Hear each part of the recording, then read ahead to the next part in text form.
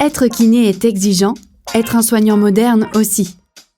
Alors, quelles bonnes pratiques échanger avec les autres acteurs de santé pour améliorer la prise en charge de vos patients, tout comme vos conditions d'exercice? Et finalement, que partager autour de vos collaborations?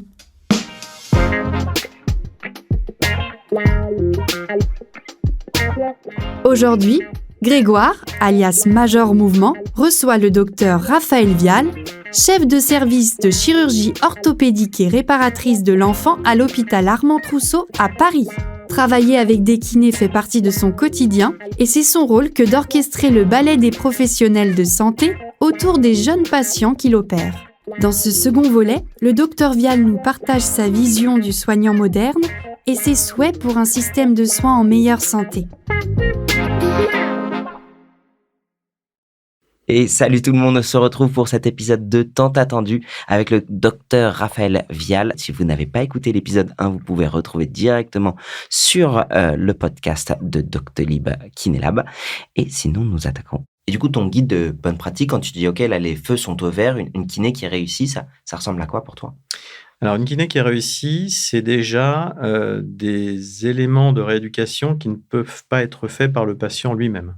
Ouais. Donc, je considère qu'un enfant ou un adolescent qui va chez le kiné une fois par semaine, voire une fois tous les 15 jours, et qui par ailleurs ne s'enraidit pas et va bien, à la limite, s'il fait une activité physique, même modeste, il va faire l'équivalent sans avoir besoin d'aller chez le kiné à des heures fixes et perdre son temps et perdre en même temps le temps du kiné.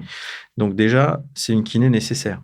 Donc tu vois quand même la part éducation et d'autonomisation comme un point positif. Clairement. Et je pense que une séance par semaine, surtout si le travail est un travail plutôt actif, bon, ça peut se faire sur un club de sport. Alors ça peut être du handisport ou du sport normal. Mais moi, les prescriptions de kiné que je fais, c'est un peu plus soutenu. En tout cas, le rythme est souvent plus important parce qu'il y a des choses que l'enfant ou les parents ne peuvent pas faire seuls. Tu penses à quoi, un exemple ? Typiquement, le travail passif autour des articulations pour limiter les enraidissements dans les maladies évolutives, ça, c'est quelque chose que les parents, sauf à les former vraiment à ça, ne peuvent pas faire tout seuls. Il faut des tables, il faut des sangles de posture, il faut des choses comme ça. Tu m'évoquais le cas de ce qui se passe parfois à l'étranger. Tu peux l'évoquer, s'il te plaît ? Alors, faut bien comprendre que la rééducation, en tout cas la kinésithérapie, masso-kinésithérapie, est une discipline qui n'est pas strictement française, mais qui n'existe pas dans beaucoup de pays. Après, il y a ce qu'on appelle les physiothérapistes, alors qui sont pas des médecins, qui ne sont pas des physician doctors, mais en tout cas, il y a des pays anglo-saxons où il y a les physiothérapistes. C'est l'équivalent des kinés dans le monde anglo-saxon. Donc, ça existe. Est-ce que tu travailles toujours avec les mêmes kinés ? Comment est-ce que tu as fait pour les identifier et est-ce que tu en rencontres des nouveaux ? Alors, les bons kinés ne sont pas rares, mais sont débordés. Déjà, ça, c'est un fait. Alors, quand j'ai un nouveau patient, parce que moi, j'ai plein de nouveaux patients, toutes les semaines, j'ai des nouveaux patients qui ont parfois besoin de nouveaux kinés. Donc, comment je fais ? Alors, la première chose, c'est quand on a de la chance, ils connaissent déjà un kiné parce que le père ou la mère a eu besoin d'aller chez le kiné, donc ils vont aller en priorité chercher le kiné du village qu'ils connaissent déjà. On vient de voir de toute la France ? Alors, on vient de voir de probablement même plus loin. Okay. Mais en tout cas, je ne peux pas connaître tous les kinés qui soient dans le sud, dans le nord, à l'ouest ou en Europe.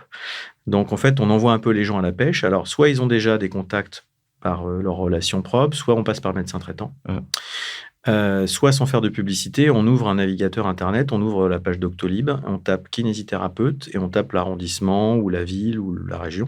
Il faut qu'il y ait une possibilité que le suivi se fasse de façon chronique. Et ça, c'est très facile à identifier sur les sites de prise de rendez-vous en ligne parce qu'un kiné qui vient de s'installer, il a de la place. Il cherche des nouveaux patients. Il a des créneaux, et il a des créneaux pas dans 3 mois, il a des créneaux dans 3 jours, voire 15 jours. Qu'est-ce que tu ressens quand soit tu as des patients qui se perdent dans la nature parce qu'ils n'ont pas eu de suivi de kiné, ou alors quand tu les revois en séance post-op et qu'ils n'ont pas eu une kiné adaptée ? C'est quotidien ou même hebdomadaire que les patients appellent en disant « je n'arrive pas à trouver de kiné près de chez moi ». Bon. Donc là, c'est la secrétaire médicale qui généralement prend l'appel. Elle me met un petit mot en disant… Donc c'est toi qui gères ça ? Indirectement, mais en tout cas, j'ai la chance d'avoir des secrétaires médicales dans le service qui connaissent très très bien l'orthopédie, donc elles ont elles-mêmes cette cette possibilité de dire aux gens, écoutez, voilà, vous ouvrez Doctolib, c'est vraiment des outils, les requêteurs de rendez-vous médicaux, c'est des super outils pour ça évite de passer des heures au téléphone à appeler les kinés. Et donc, prenez Doctolib, éventuellement, si c'est pas dans votre village, prenez la voiture 15 minutes, vous n'allez pas en mourir. Et puis, trouvez un kiné près de chez vous. Bon, et puis de temps en temps, on est obligé d'appeler le médecin traitant, de dire mais qu'est-ce qui se passe dans votre coin? Ah bah oui, tous les kinés sont partis. Bon. Donc il y a des situations, sans parler des déserts médicaux, qui commencent à être un peu plus compliquées, je pense, qu'il y a quelques années. Si tu devais partager une bonne pratique, une seule, aux professionnels de santé qui nous écoutent, quelle serait-elle? Donc, la bonne pratique pour moi d'un kiné qui travaille intelligemment, en bonne intelligence avec un chirurgien orthopédiste, c'est, je pense, qu'il y ait une rencontre régulière, en tout cas que les gens se connaissent. Et ça c'est compliqué parce qu'il faut que les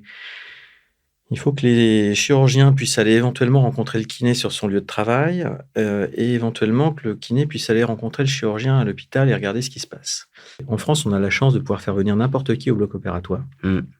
Et moi, je réponds favorablement à toute demande de ce type. La seule limite que j'ai à ça, c'est que je l'ai fait une fois et ça s'est pas bien passé, c'est que j'évite que le kiné puisse venir voir l'opération du patient dont il s'occupe. Parce que j'ai eu ça une fois, d'ailleurs, c'était un patient de Vaucresson, c'est marrant. La kinésithérapeute est venue voir l'opération de la colonne vertébrale du patient dont elle s'occupait et après, elle était, je ne vais pas dire qu'elle avait peur, mais elle n'osait plus pratiquer la rééducation sur ce patient comme elle le faisait avant. Elle avait peur de lui faire mal, parce qu'en fait, on avait un peu transgressé le boulot de kiné, qui est un boulot quand même de travail de l'extérieur du corps. C'était quoi, une arthrodèse? C'était une arthrodèse vertébrale, donc forcément, c'est une opération un petit peu impressionnante, mais en même temps, c'est ça qu'elle voulait voir, et c'était tout à fait légitime. Donc, pour répondre à ta question et faire une synthèse, la bonne pratique, je pense que c'est une curiosité saine et réciproque d'aller voir ce que fait l'autre. Et moi, ça me pose problème quand les parents me disent « mais je ne peux pas assister aux séances ». C'est comme si moi je dis aux gens non, vous ne pourrez pas voir l'opération, vous êtes professionnel de santé, mais c'est mon job, faites la kiné, puis moi je m'occupe du reste. Ouais. Si tu avais une baguette magique, que rêverais-tu de mettre en place dans ta pratique pour toi et pour tes patients? Alors, la baguette magique, elle est en train d'arriver. Hein. C'est-à-dire que tous les jours, on a des baguettes magiques et c'est la recherche d'ailleurs qui nous fait avancer. Alors, par exemple, les exosquelettes. C'est pour moi le kiné passif du futur. Incroyable. Pourquoi on imposerait à un kiné de tirer sur des flessums de hanches et de genoux, alors que c'est quand même probablement la tâche la plus ingrate à faire, faire mal à l'enfant, y passer du temps. Bon.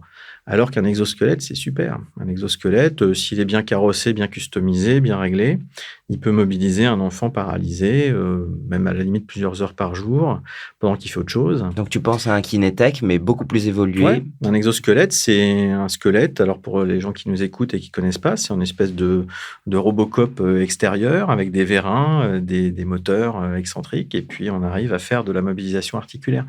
Alors c'est compliqué, il faut les régler, et puis bon, actuellement le marché il est surtout sur les paraplégiques adultes. Ouais. Donc, quand j'ai été voir les gens qui font les exosquelettes pour leur demander un baby exosquelette pour les petits-enfants qui sont paralysés, on m'a dit, écoutez, oui, dans 25 ans. Vous êtes gentil, mais enfin, ça ne rapportera pas assez d'argent. Donc, pour l'instant, on va se concentrer sur les adultes. Mais ça, je pense que la baguette magique, ce serait de ne pas utiliser le cerveau et la main de l'homme pour des choses qui ne sont pas possibles à faire autrement. Et notamment avec un exosquelette, par exemple. Donc, tu crois en l'humain et dans l'humain qui s'investit dans une tâche qui peut durer et s'étirer sur toute une carrière? Alors, c'est difficile parce que les kinés dans les centres, souvent, sont des kinés de passage. C'est-à-dire qu'ils vont rester 2-3 ans. Ouais, ou parfois 5 ou 10.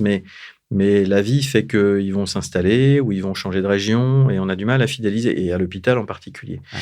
Donc, dans les structures publiques, c'est compliqué de garder les gens longtemps. Néanmoins, je crois à l'humain, certes, je crois au groupe humain.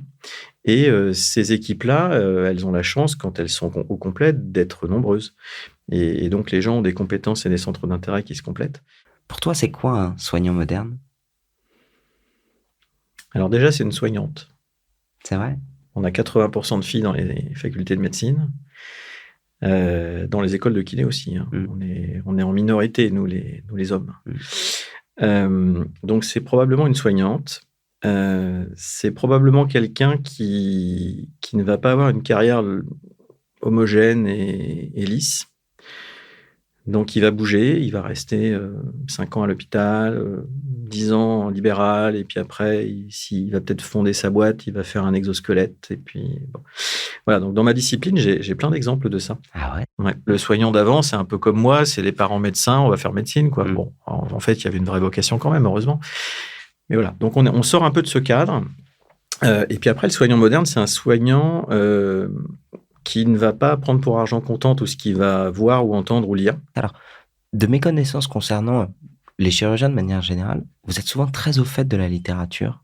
Alors, normalement, le médecin, le praticien médical, qu'il soit médecin ou chirurgien, il doit exercer, en tout cas au XXIe siècle, une médecine basée sur l'épreuve. Ça, c'est obligatoire. Ce qui permet d'éviter de faire n'importe quoi, de faire des choses inutiles, voire même des choses dangereuses. Alors après, la discussion, c'est où on va prendre ces données. Parce que les données, on peut toujours trouver un article qui va dire ce qu'on pense. Et c'est pas le but. Est-ce que, du coup, tu lis un peu de la littérature de kiné ?